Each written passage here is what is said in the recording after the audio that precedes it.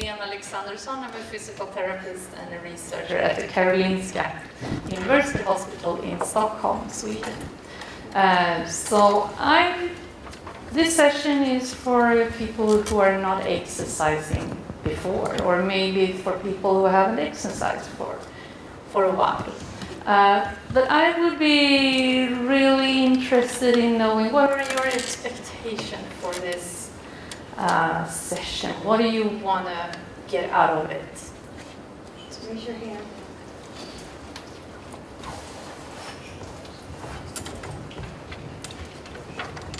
I'm a little bit nervous to exercise because when I was first diagnosed, I went to a physical therapist who pushed me really hard and I overdid it and kind of put me in a setback. So now I've been nervous to try again. So I'm just hoping to learn some tips to start an exercise regimen. Okay.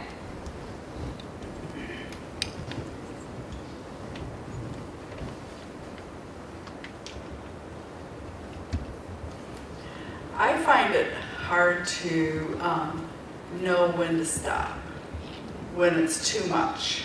And when it's too much, usually I'm just done for 2 days. I mean, it's just really hard to keep going. So I gotta find some kind of a balance there. So do you get any hints in advance that now I'm heading towards like depletion of energy, or does it just kind come of on hits very me, quickly? But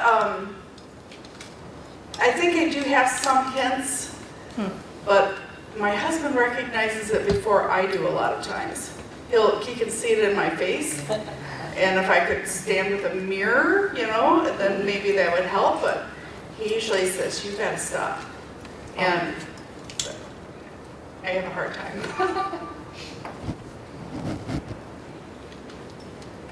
So my expectations are I just don't want to lose any more muscle mass than I already have.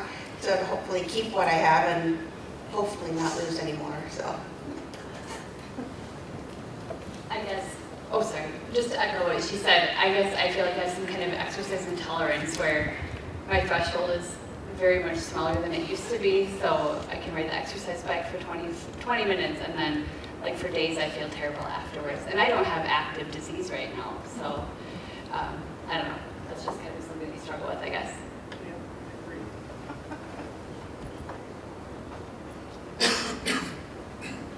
I just took a workshop for spouses that talked about taking recreational time and staying fit ourselves, and I'm looking for things that I can do at the same time or with my wife who has Dermatomyositis. Okay.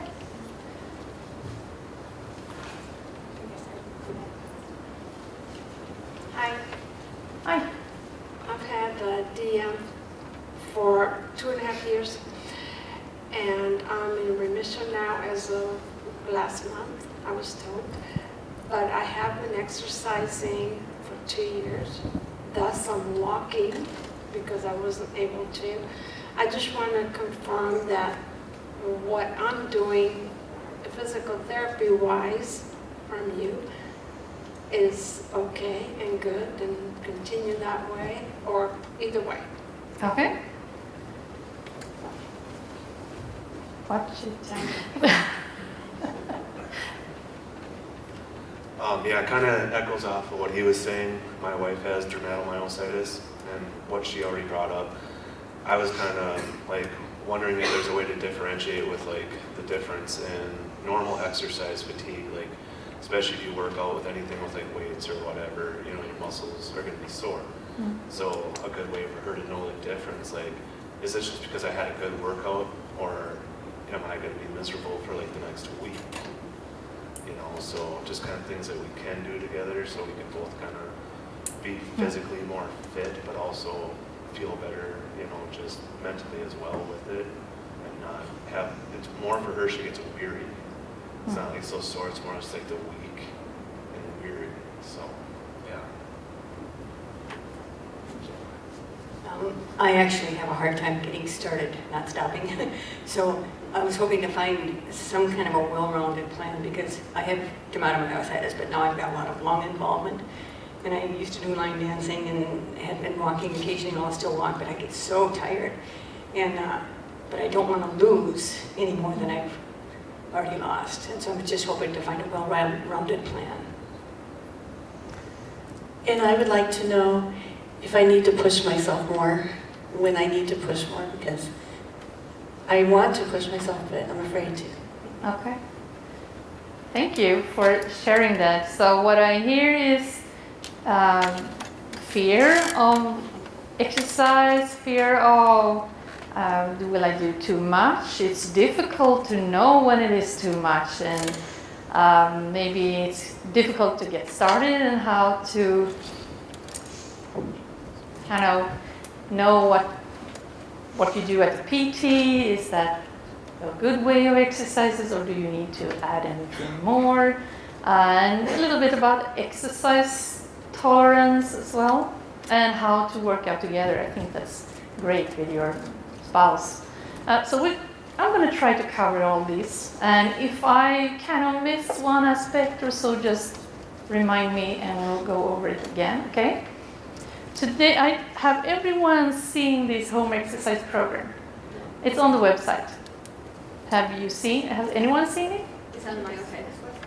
Yeah, but they're very difficult to find. You can either find them, I have a pile of them with me, so you will all get one, or there are if you go into the website, you will find previous presentations from previous conferences.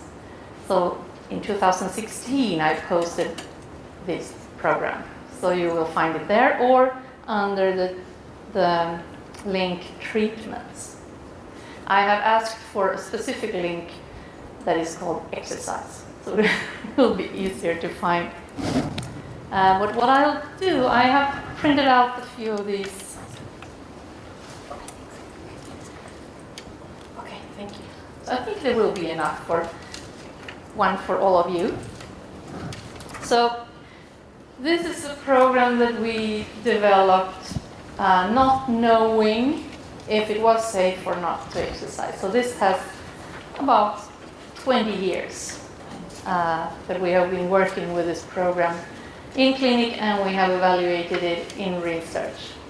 So we have seen improved muscle function without any increased CK levels over time, or increased muscle inflammation, inflammatory cells in the muscle.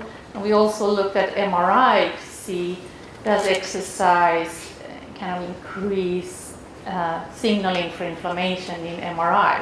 But none of these measures would indicate that there is an aggravation of the disease activity at all from this exercise. So we have tested this in patients with a newly diagnosed PM or DM, necrotizing myopathy. They start day one, the same day that they start medication. They start with this home exercise program. And we have also tested it in patients who have a more milder disease, established disease with a lower corticosteroid doses. And what is very important is that when I see the patients that I'm going to get started in exercise, I measure their muscle function first. So I know within a ballpark how should I adapt this program so that it will fit the patient that I have in front of me, because you are all very different. So it's very important that you have someone testing your muscle strength and muscle endurance before. So based on that, going for each exercise, maybe it's enough to work against gravity. Maybe you need a little load. I have rubber bands with me. So I hope you can have a small group, so I think that you will be able to test some of these exercises with the rubber bands that I brought. So maybe you need a little more resistance than just gravity. And you can divide this program into two parts. If doing it all at the same time in the beginning, is too much. So I strongly believe that everyone can exercise. It's just about the challenge is finding the right level to start on for everyone. So are you okay with us going through this program a little bit? Okay.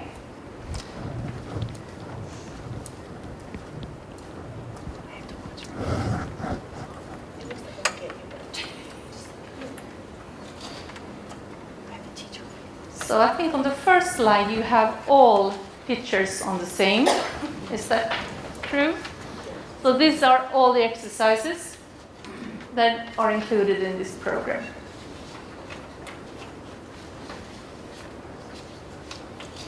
Let's see, where are the...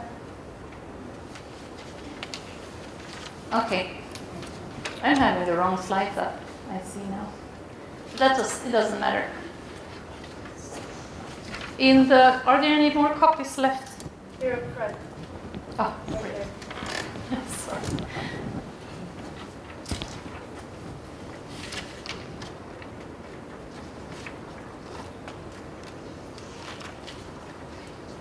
Okay, so going to the first exercise, it's a warm-up. So this could be, in this program that we tested, we did a step-up on a step-up board or a flight of stairs or anything. So it could be any height that is good for you.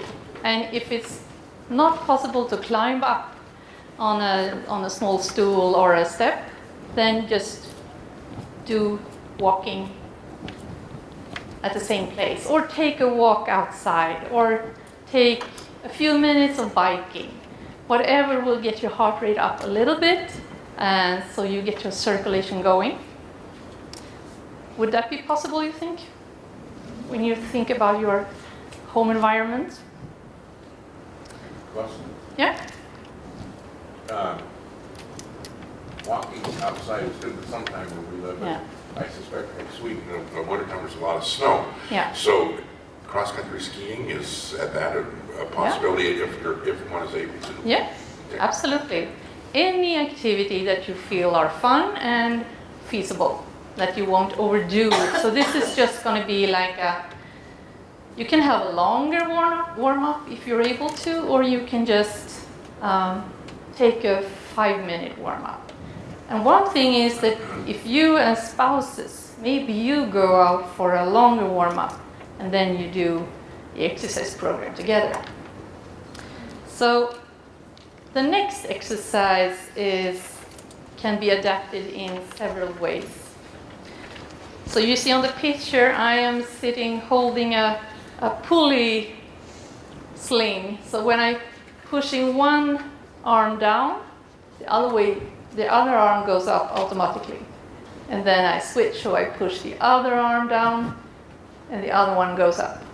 So this way is really good if you need a mobility training, if you're so weak that you cannot actually lift your arm all the way through range of motion. Does anyone have that problem? Okay. So, but you can work with anything like a rope or something that you're attaching up on the wall or through the ceiling, and then when you're holding to both ends on the rope and push one arm down, the other one will go up by itself. Can you modify this with the band? The bands they're kind of elastic, Yeah. so it will be more difficult. But you can also try if you're laying down in bed, like the next picture. Put your hands together and then just lift your arms. So when you're laying down, you won't have the gravity. When you're coming up here, actually gravity will help you to go all the way. So that is another way if you don't manage to get this rope sling, so then you can do one arm at the side or both arms, trying to just hold your arms above your head, just to make sure that you're reaching your full potential in active range of motion.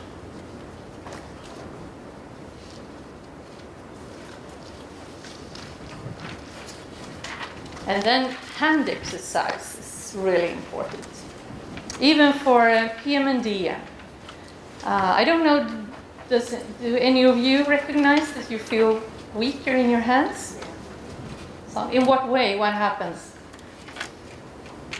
Drop things. Huh? Dropping what? Anything? Or is it? I'm trying to open a jar or... Okay, so opening jars, packages, No. yeah. You can't hold anything, no strength. Right. So it's not only in IBM that the grip strength is affected. So we did studies in Stockholm, and we measured grip strength in a large group of patients with PM and DM, and we did see that our patients had about 50% in grip strength from what would be expected for age and gender matched reference values.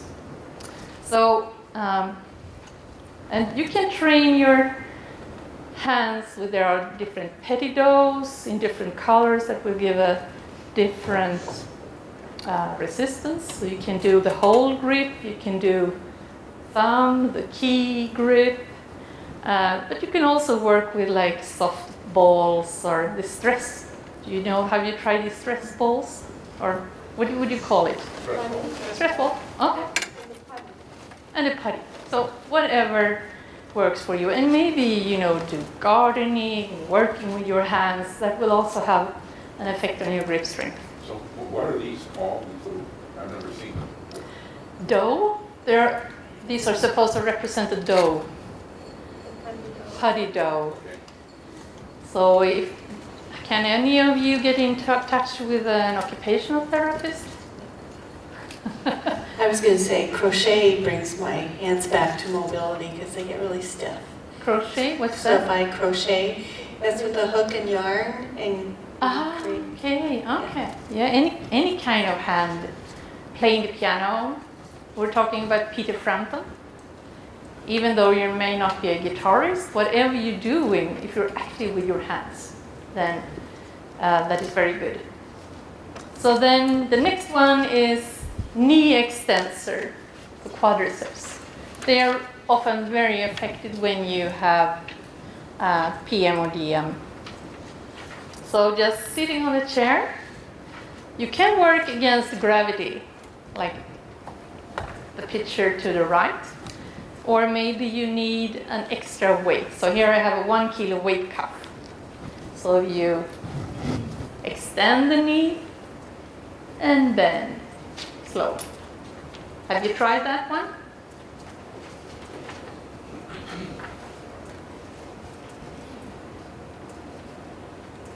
You had a... Yeah, I don't need the microphone. What is the actual amount of the heart rate that you're trying to accelerate up to? Let's say you're looking at your pulse. What are you trying to get up to from your starting point? During the warm-up, what Yes. heart rate do you need to get up to during the warm-up? I would say you don't need to get up that much. What you can do is calculate your predicted maximal heart rate. So 220 minus your age gives you a predicted maximal heart rate. Could be higher or lower, but that is kind of decided genetically what your true maximal heart rate. And then you calculate 50% of this and 70% of this. That gives you a range in heart rate that you would preferably be within during a warm-up or a longer stretch of aerobic activity. So if you keep that amount of activity for 20, 30 minutes, you will definitely train your aerobic capacity. You will train your heart and lung system.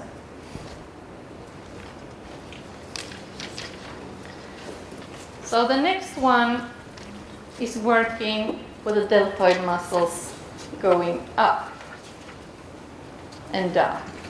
So maybe you want to try it. Try and do it without, just against gravity.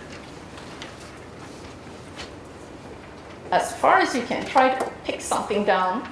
Great. And then down. And then try again with the same arm.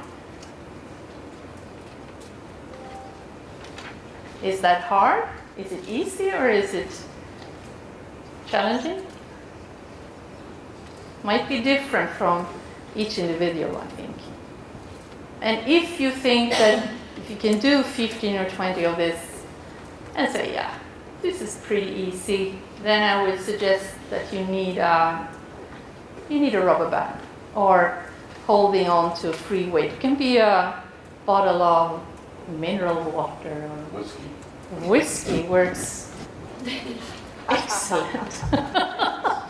And you can train your biceps too.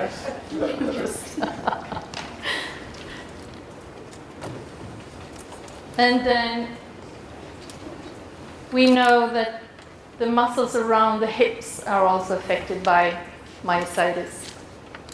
So doing a pelvic lift, you can do this in your bed or on a bench of some kind.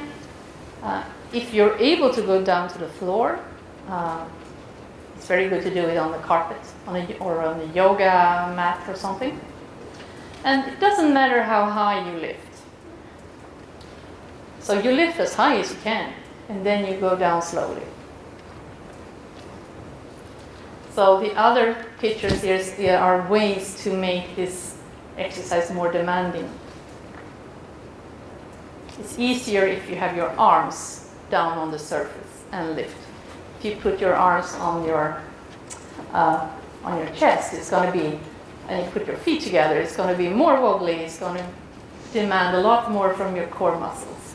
And if you lift one foot at the same time without dropping your pelvis, that is even more demanding. So that is how, if you're working out with your spouse, so that is an example of for how you can adapt the exercises on different levels, but you can do them together. There was a question? Yeah, can you do the standing as opposed to laying down? I had a cervical fusion, just a question. If this, okay, I was just wondering if you could do it standing as opposed to, laying down, because I had a cervical fusion and sometimes pressure on my neck can give me trouble. Okay. This one is very difficult to do standing, but then we can find another. What you can do is stand, if you're standing against a chair or something, you can have a rubber band around your ankle, and then you go like this. You're working with the same muscles. So it's whatever you prefer. And then you can change to the other side.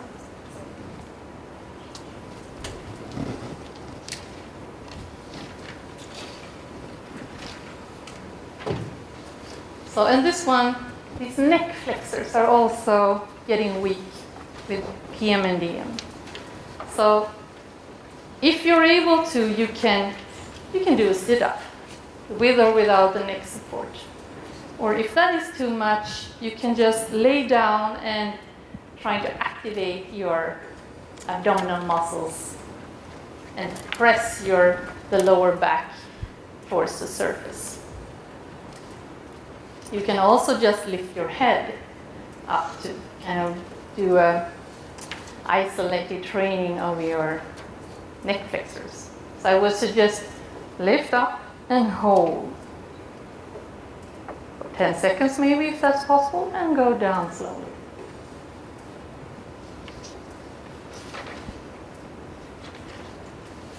And then it's the hip flexors. So one way of doing this is laying on your back. You can do it in bed and just lift your one leg with a straight knee. If you have a back problem, a lower back problem, you can bend the other knee to stabilize your lower back. Or if this is too much, you can sit, just lifting one knee at a time. So as you see, there are different ways of adapting the exercises, but doing this, you're targeting muscles that are affected by myositis. So this program would take you, doing everything, it would take you 15 minutes per day. And if possible, you could combine it with a walk or a bike or cross-country ski, or if you have access to a pool, you can swim. So it's important to do aerobic training, but also training of isolated muscle groups that are important to you. And perhaps some muscle groups here might be more important to you, while other groups might be more important to someone else. So you can actually pick and choose from any of these exercises.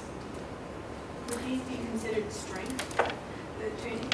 Yeah, depends on how many repetitions you do. Do you agree with me that it's more an endurance issue in PM and DM than maximal strength? Does anyone disagree with me? Have another opinion? No, I think that was most patients are telling me. So then you would probably need to think larger number of repetitions, but a lower weight, because then you will train your muscle endurance. If you want to, you can combine. If there is one muscle group that is really weak and the rest are like more endurance limited, you can choose to do a little bit higher weights, few repetitions for that muscle group. And then you do more endurance-based training for the other muscle groups. Does that make sense? So you don't have to have the same concept for all muscles. So let's see, what do I have here? So I would recommend to get started with a physical therapist who can measure you, where you can discuss these exercises, and maybe they have some other exercises and how to adapt them to your individual muscle strength or fitness. So start with about 10 repetitions. I don't know. For some it might be enough with 5 or 2 repetitions. For others it can be, I can do 15, it's fine. So it's you're also different. I just started a lady, she was recently diagnosed in July this year, and she was really weak. She couldn't lift her arm. She had problems eating and taking a glass of water to her mouth to drink. She couldn't raise up from lying. So we started on a really low level. She couldn't do any of these. So we started with other exercises that is building up to this.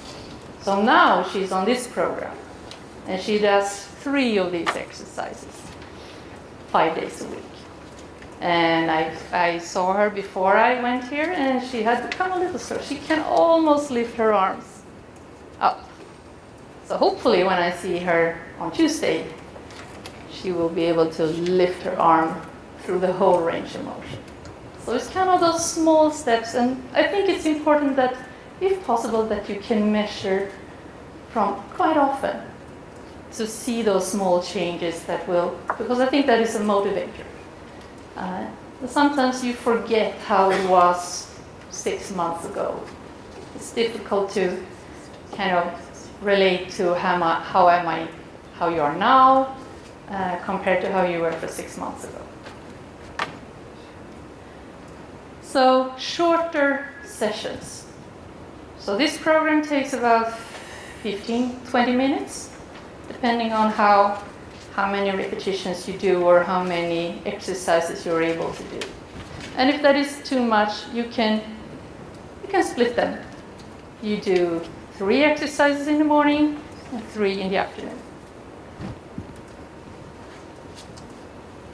And also, did you notice that this program is like a circle training? I didn't have all leg exercises following each other. So it's a warm-up, and then you do something with the arms, and then it was the hands, and then it was the legs, and then it's a core training, and then it's, so you see mixing. So why, if I do a quadriceps exercise, while I'm doing something else, my quads will recover, and then I can do another leg exercise. So that is a concept that my experience tells me that seems to be a good concept.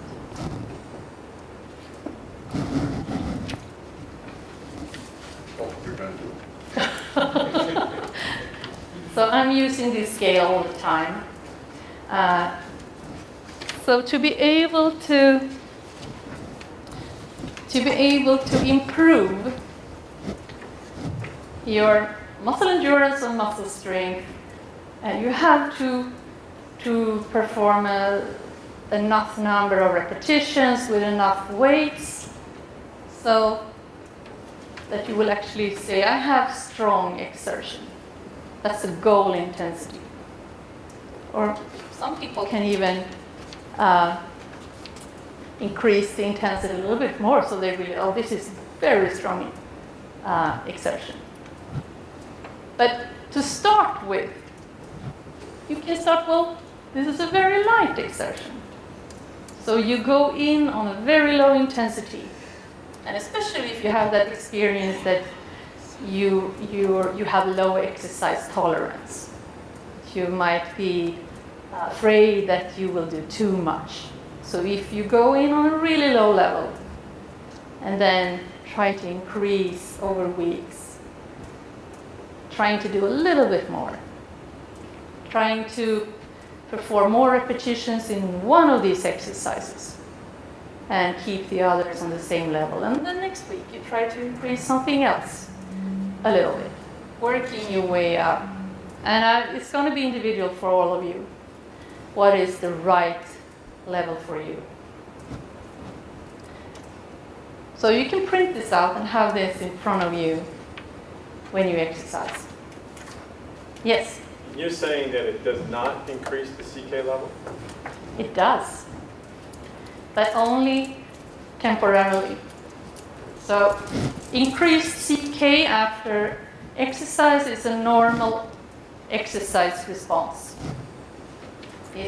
It's a needed, it's going to be there. And you will have a low-grade inflammation in your muscle after exercise. Those cells are there to help the muscle regenerate, to help the muscle get stronger. So it will happen to me, and it will happen to you. Yes? My question is, say you walk a quarter of a mile, and does it make a difference if that quarter mile, that mile is fast or slow? Well, it will make a difference in what exercise effect you will have. Because if you're walking quarter of a mile in a really slow pace, you will not get your heart rate up. You won't get any shortness of breath. It will be a nice time. You get fresh air, but you won't train your heart. But if you walk in a faster pace, that makes you, being within this 50 to 70% of your predicted maximal heart rate, then you will train your aerobic capacity while walking. So that's the difference. And you can shift paces during a walk. You can start slow, and then you can say, oh, I'm going to try to walk a little bit faster for 1 minute. And then when you feel, oh, I'm really getting a heartbeat up and I'm getting sweaty, so just reduce the speed and walk slower again. And then when you feel, oh, now it feels okay, I'm going to try to walk a little faster for 1 more minute. So that is called interval training. So that's a very good way of starting, and the hope would be that you would kind of be able to increase the time that you're walking a little bit faster. and reduce the time that you're walking slow. Yes? Going along with the same question is, are we trying to increase the heart rate or the distance? Are we trying to achieve a mile and having a regular heartbeat? Or are we trying to continue to do the quarter mile at a higher rate? I would go with the latter one. So if you want to, well, it depends. If you want to train your aerobic capacity, then I would keep the distance and try to do it in a faster pace. And eventually you would want to increase the distance too, right? So you would try to walk longer. When you can walk quarter of a mile in enough fast tempo speed, then you would want to increase. So then you set a new goal. Now I'm going to be able to walk a half mile. But then you have to kind of, okay, so I know I can walk a quarter of a mile in this speed. So then the next, you can slow down. You can work your way, you can work in intervals till you can walk a half a mile, until you can walk 1 mile. But if you're more into, I'm going to train my balance, or I'm going to train my muscle endurance, then it might be better to think, oh, I'm going to increase the distance that I'm walking. So it depends on what is the goal with the exercise. Yes? So should my approach be different because I already have tachycardia or elevated heart rate naturally because of pulmonary hypertension? Mm-hmm. So should my approach to walking be different because I'm trying to increase the endurance, but I don't know if it's counteracting with what I already have. So did you have pulmonary hypertension? Yes, Yeah, I okay. have, yeah. So yeah, if you have that, it's, I would say you can exert yourself on a moderate level, saying, well, it's a 3 or a 4, and I see that you have extra oxygen as well. So it's very important that you have enough oxygen during the activity. You're not supposed, if you have pulmonary hypertension, you're not supposed to exert yourself, at least not the cardiopulmonary system, more than a 3 on this scale. You can kind of do more in isolated muscle groups that are not putting so much strain on your cardiovascular system. Does that make sense? Yes? Oh, sorry. Yeah, just an observation. One of the things that I did when I went to physical therapy was got into step, well, it's like a stepping on that new step. It really works well for me. So when I'm on it, I actually bought one for home. Just as an observation for others, have you had other people that had the same thing with the new step? I don't know what the new step is. Okay. Is it like a step machine? Yeah, or? it's like but it's a recumbent.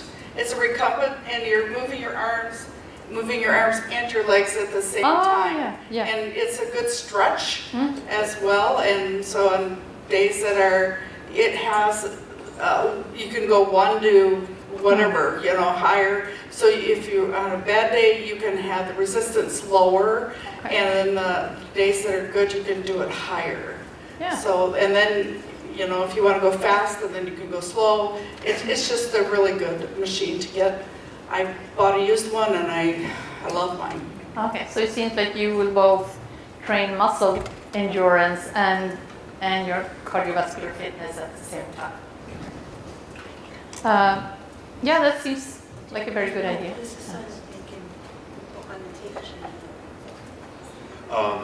So when you're talking about like a maximum heart rate, like 220 minus your age, I'm 36, so that'd be like 184. Yeah.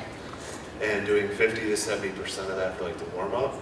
See, what I was curious about, because I've always had like a natural resting heartbeat that's much higher than like, average is like 60 to 80 something beats a minute, isn't it? Yeah. Oh, 60, 70. Yeah. I have a resting heart rate, I've had it for years, like anywhere from 90 to the upper 90s. Oh, So like okay. if I'm 50% of 184, it's like my resting heart rate. Yeah. Yeah. So is that together with a condition or Not that that is I'm just... aware of. Not that I'm Okay. aware of, and like any time that I've been checked out, nobody's ever said like it's abnormal. It's just like kind of have a higher heart Well, rate. these things could differ from person to person, and so maybe you need to work on another speed. You need to do more Get it than up a little yeah. bit higher. Yeah. Because even back when I was in elementary school, we used to wear those watches that would calculate your heart Yeah. rate. And if it starts beeping, it's because you got your heart rate up higher than what it should be. And I was a kid, like just run around the gym one time and it's like beep, beep, beep, beep, beep, beep, beep. I'm like 185 beats a minute, and people are thinking that I'm probably going to keel over. But to me, it didn't seem like I was that overly exerted. So I just didn't know if you had an expert opinion on that. Yeah, there are differences. There is like you have if you take population-wise, you have a mean value, but then you will always have like standard deviation up and down for what is normal. So if you have been checked up and no one has said anything, so then I would say, yeah, you're in the upper range of what is normal. I have a question. I also have pulmonary hypertension, but it's exercise induced, so it's not when I'm just regularly doing things. And I have a pacemaker that doesn't let it go above 120. So do I need to worry about the scale or just let the pacemaker keep it down? I think you should let the pacemaker handle that. Oh. Yeah, so this is a good, safe program to get started with. And then when you have done this, and when you know that you feel that I reached my full potential with what I can do with this and maybe some potentially additional exercises, you can do whatever you want. You can try aquatic training, you can go to a gym, there's Nordic walking, any exercise that you enjoy. But there are some, we talked about this, so exercise is medicine.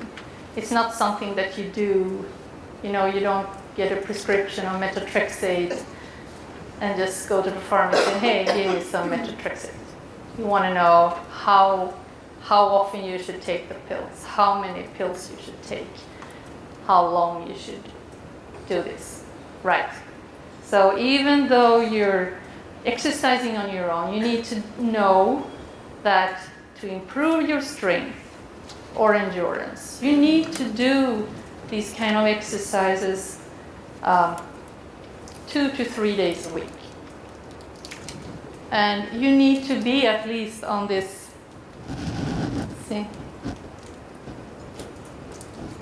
you need to be at an exertion level of between 4, at least a 4. So a 7, a 5 there, that is kind of equivalent to what if I would measure your maximal muscle strength. So if you're on a 5, that is about, say it's about 60% of your maximal effort. If you're up on a 7, that's 70% of your maximal effort. And you don't need to go higher to improve your strength. But that is kind of the goal intensity that you want to reach. And even if you cannot reach a 5, you say, well, a 4, that is all I can do before I have more pain or so. That's much better than doing anything, than doing nothing. So when you start exercising, any activity will actually increase your muscle strength. But the more fit you get, the more specific you need to be in terms if you want to improve. So let's say if you have a 100-meter runner, an elite athlete person, they are so fit, they are so well trained. So to be able to increase the muscle strength, they need to be up on a very high level. They need to be very specific on what weights and how many repetitions and how many sets they're doing. You know, we who are a little bit more normal, we're not athletes. For us, it's like I'm working with my muscles and I get tired, and it's enough. You see what I mean? So the more fit you get, the more specific you will have to be in terms of really keeping those number of repetitions or really increasing number of repetitions or weights. Does that make sense?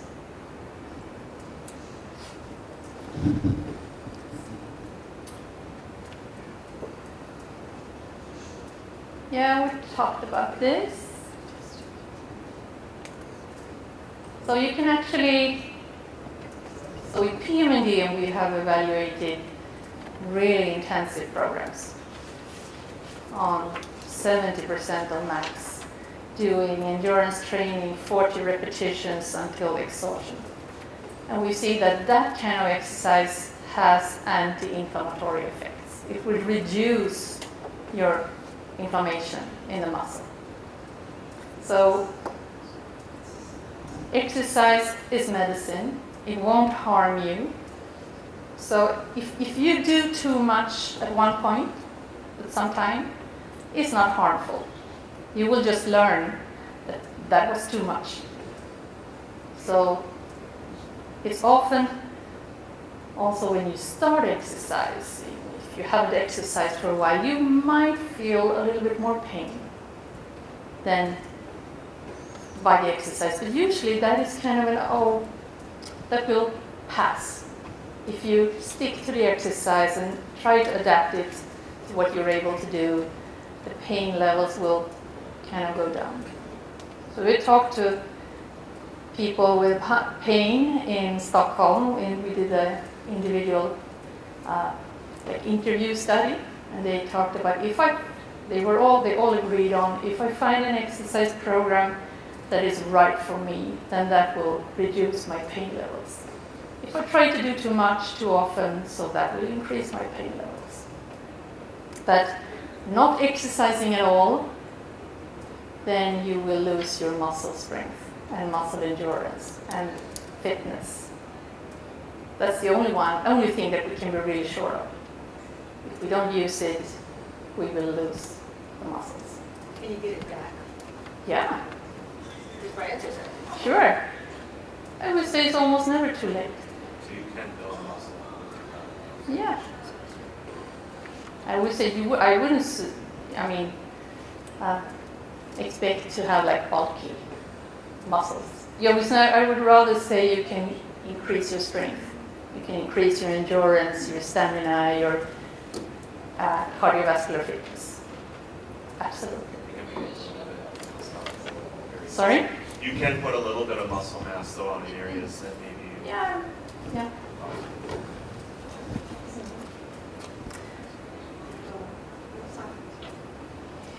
Hi, again. I see the word osteoporosis up there. Mm-hmm. And it's also, you have it together with the corticosteroid doses. So I know that the corticosteroids will get your osteoporosis you'll become osteoporotic.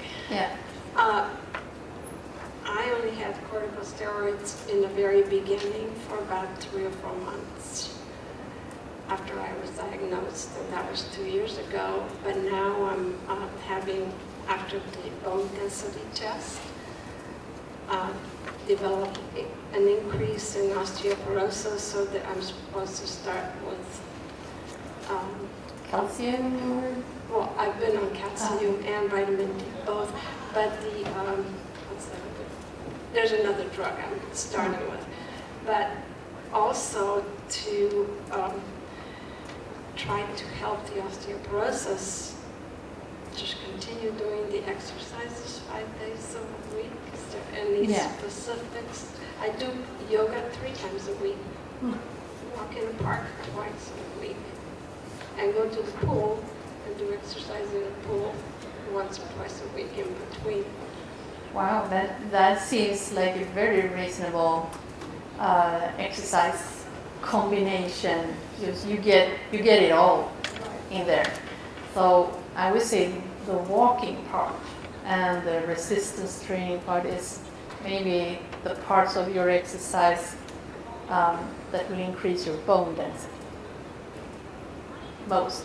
But then, I mean, so if you like yoga, that would give you flexibility, it would give you core strength, it will strengthen your shoulders, and arms, you know. And yoga can be so many different things. It can be really light yoga, and it can be extremely demanding yoga. So there's like, there's a range of different yogas that are good. Sounds like I'm doing it. Yeah, I love that. So, did you get any reassurance about exercise now? Yeah, absolutely. I'm excited. I'm ready to exercise. That's great. So, let's see, is my email address up here?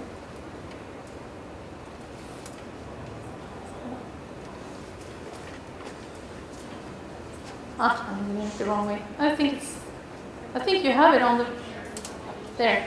No, Yeah, we have it right on the front. you have it on front. Okay. So I would love for you to just write me an email letting me know how you do it.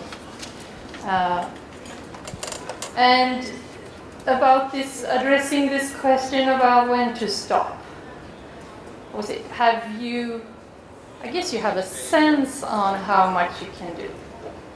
So I would say try to stop right a little bit before, and then you can rest, and then you can do another activity. So it's going to be an interval exercise. So start carefully, and then go up in intensity a little bit, but then you go down in intensity, or you rest for a while, and then you go on it again, or maybe you do something else in between.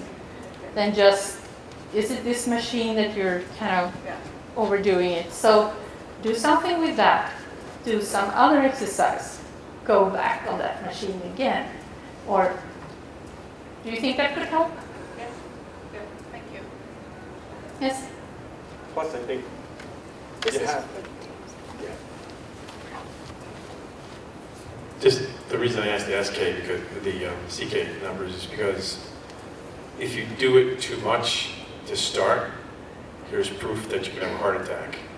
And the CK levels were extremely high, which they attributed to one of the causes of the heart attack. See, I think there are different CK levels coming. So CK is this enzyme leaking out of muscles. So the one type of, this is often confused, could be confused in myositis. It's called a CKMB, I think. Those are the ones that are related to your heart. That's the cardiology. Yeah. And then the ordinary phosphocreatine kinase, CK, that are the enzyme leaking out of skeletal muscle. Is the marker? Yeah. So to me, I'm not a cardiologist, I'm not a physician, but to me those are two different things. But if you had a heart attack, then of course you need to modulate your exercise in terms of what symptoms you get from your heart as well. But after a heart attack, it's extremely important to try to become physically active and try to train, because the heart is a muscle too. It needs some training, but I wouldn't say you would go out and do like high intensity training, but low to moderate. And you got to start somewhere. So what about you? Had concern about the exercise tolerance? Have you? Yeah, I mean, I think this was super helpful as far as just trying to grade up the exercise. Yeah, just where to start and then you can build on it. Yeah. So I think training together with your partner or spouse or friend You can go to a gym. The one with myositis sticks to his or her program. You can probably use the same machines to do the same things, but on different levels. And the healthy spouse are doing gym training, but on another, perhaps more intensive level. So there are lots of things that you can do together. Okay, we have about 2 minutes left. So, do you have any other questions? There was one, okay. Go ahead. It's for the tape that we have to have the mic. Couple quick, just one simple question. I think when your heart rate gets up and a person with the condition starts to have elevated breathing, what type of intervals in terms of time should they take between exercises? During the same exercise session, you mean, or? Yes, within the same session. Well, I think that could be very individual. Some needs maybe just 1 minute rest to recover, or someone else might need a longer rest. So you can do something that puts higher demand on the cardiovascular total system, and while recuperating from that, you can do working with a smaller isolated muscle. So that is one way, or just take a longer recovery. So it's difficult to say, but exactly for each person, you just have to test and see what works. And I would encourage you to train the whole body. Try to train most parts of your body during each session, so that you don't train your arms once a week and your legs once a week, because then you will kind of still be on an unchanged level. So what else? We talked about dose. We talked you have to, if you want to improve your muscle function, you need to train at least twice a week. If you want to train your aerobic capacity on a moderate level, you need to do it for 20 to 30 minutes, 3 days a week. So that is kind of my prescription for exercise. But then what exact number of repetitions, what loads exact you all are going to have, that is going to differ a lot. So do you think that you can reach out to a PT that can help you? That really was a good idea for me. That kind of gives me a starting point to this. Okay, sorry. Suggesting a physical therapist was a great idea. So I thank you for that. But take that with you when you go, so they know. And if that physical therapist is like myositis, I've never heard of it, ask them to go into Myositis TMA website. There's a lot of information on there, and there are a lot of publications. So if they can reach the PubMed, the Medline system, there's a lot of literature on very specific exercise programs that they can learn.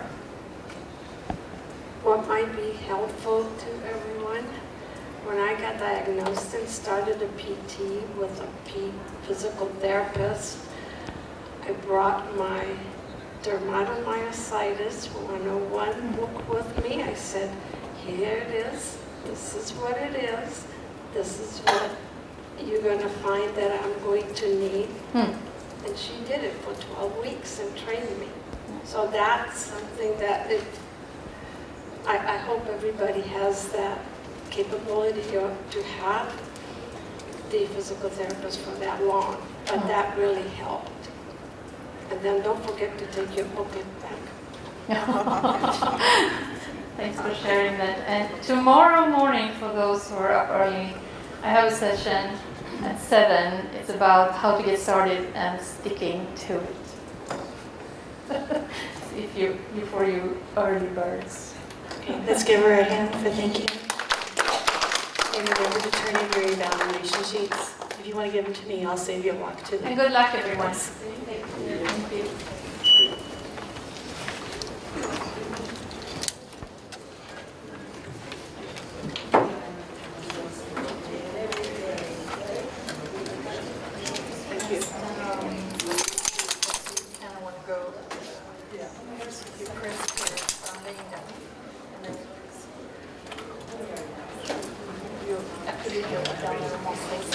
That will kind of, so we kind of going back and forth. We've got the back to